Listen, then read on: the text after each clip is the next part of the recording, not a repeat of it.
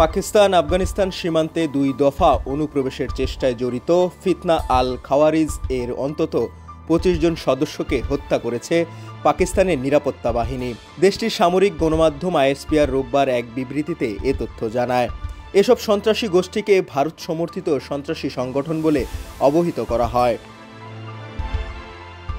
এই অনুপ্রবেশের ঘটনাগুলো এমন এক সময় ঘটছে যখন দোহায় সংঘর্ষ বিরতি চুক্তির পর তুরস্কে ইসলামাবাদ ও কাবুলের প্রতিনিধি দল শান্তি আলোচনায় অংশ নিচ্ছে।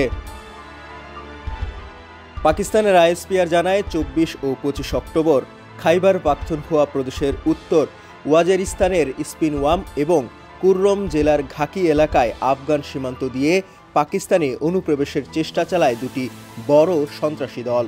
বাহিনী আগেই তাদের গতিবিধি শনাক্ত করে এবং নিখুঁতভাবে পাল্টা অভিযান চালায়।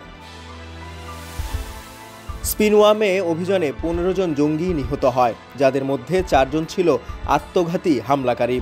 আরেকটি অভিযানে কুররম জেলা ঘাকি এলাকায় ১০ জন অনুপ্রবেশকারীকে হত্যা করা হয়। নিহতদের কাছে বিপুল পরিমাণ অস্ত্র, গোলাবারুদ ও বিস্ফোরক উদ্ধার করা হয়েছে। দেশটি আইএসপিআর এর বিবৃতিতে বলা হয়, আফগান মাটি থেকে পরিচালিত এসব অনুপ্রবেশ প্রচেষ্টা আফগান অন্তর্বর্তী সরকারের সন্ত্রাস বিরোধী প্রতিশ্রুতির ওপর গুরুতর প্রশ্ন তোলে।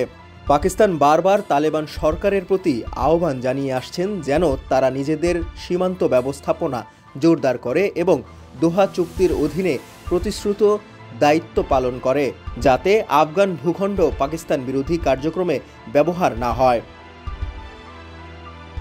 বিবৃতিতে আরও বলা হয়, জাতির সীমানা রক্ষায় পাকিস্তানের নিরাপত্তা বাহিনী অটল ও দৃঢ় প্রতিজ্ঞ। আমাদের সাহসী সৈন্যদের এই আত্মত্যাগ আমাদের সংকল্প আরও দৃঢ় করছে। আইএসপিআর জানায়, অভিযানের পর এলাকায় সন্ত্রাসবিরোধী স্যানিটাইজেশন অপারেশন চলছে, যাতে ভারত সমর্থিত অন্য কোনো অনুপ্রবেশকারী থাকলে চিহ্নিত ও নির্মূল করা যায়। ডেস্ক রিপোর্ট, সমকাল।